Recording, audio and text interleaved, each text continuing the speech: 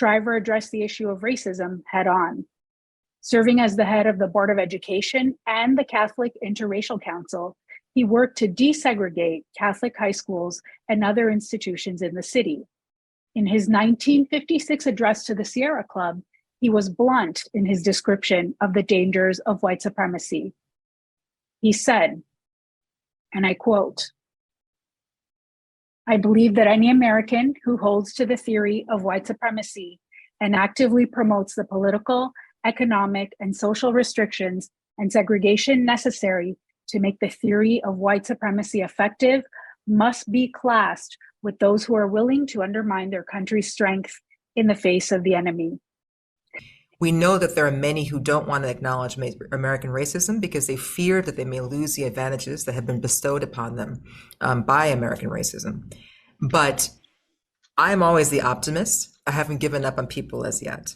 And I know that once we understand that there are many things for which we are the beneficiaries of that we did not create, that we can use that as a starting point to have these conversations, to talk about how we can use those advantages and those privileges in a way that is affirmative and that is positive.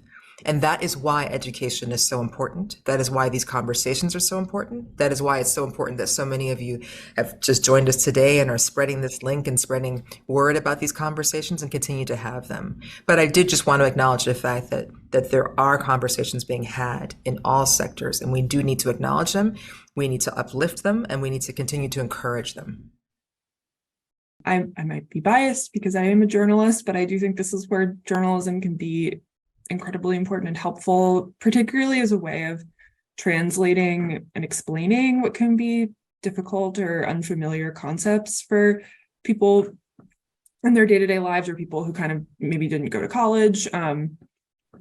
Just sometimes translating and unpacking, like, what is a systemic issue, what is a structural issue, and then what is the relationship between that and something you might experience in your everyday life, I think is super important just for creating consciousness. I cover higher education, and a huge part of my day-to-day work as a journalist is understanding the historical backdrop and the systemic forces that have, in Mississippi, for example, led to there being 5 predominantly white institutions.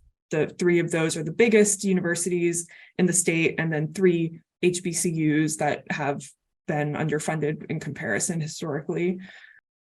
We've already established our country is at a crossroads, with basic rights and freedoms in jeopardy like they were in the 1960s during the time of Sergeant Shriver. Even worse, we're watching significant protections against discrimination erode. Think about the attacks on voting rights for Black people and other people of color, or the attacks on women's rights, including the recent Dobbs decision, LGBTQ plus rights, and particularly the targeting of transgender youth, often happening within the same school systems that CRT is being targeted. But those who remember the 1960s wouldn't be surprised by these backlashes. Direct action protest, where people sought to achieve results through direct, often physical action in terms of bringing their bodies to bear, was the tactical heart of the civil rights movement. And those that practiced this predicted that resistance to progressive change would always intensify.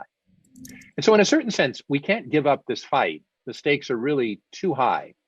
So let's look at these attacks, not only as attacks, but also as calls to activism and calls to stand together in the fight for racial and economic justice. You do not have to run for office to make a difference. You can just vote.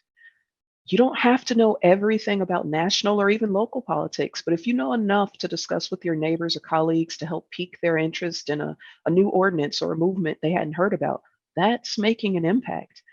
Find ways to get you and yours involved. My children have already been working on campaigns, canvassing for candidates, phone banking.